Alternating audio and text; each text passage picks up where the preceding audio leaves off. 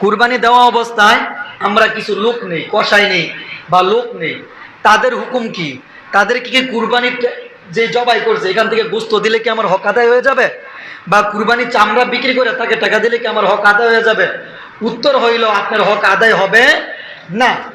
আপনি কুরবানির জন্য লোক রাখছেন, ওই গোস্ত রান্না কইরা কুরবানির মজুরি হিসাবে না, আপনার ঘরের সন্তানকে, আপনার পরিবারকে যেভাবে খাওয়ান তাকে ওই অনুযায়ী আপনি খাওয়াইতে পারেন। কুরবানির গোস্ত দিয়া 2 কেজি গোস্ত দিয়া কইলে যে গরু বানাইছে এজন্য তোর কি দিলাম, গোস্ত দিলাম, আপনি বিনিময় দিলেন, আপনার জায়েজ হবে না। সে যদি গরু বানায় তাহলে এর মজুরি আপনাকে কি করতে হবে? আদায় করতে হবে। অর্থাৎ গোস্ত চামড়া মজুরির সাথে, শ্রমিকের মজুরির সাথে কোনো সম্পর্ক নাই। মজুরি আলাদা দিতে হবে, গোস্ত যা দেন এটা আপনার স্ব ইচ্ছায়, আপনি ইচ্ছায় বুঝি দেন তাহলে আপনি দিতে পারেন, কিন্তু কাজ করছে, কাজের বিনিময়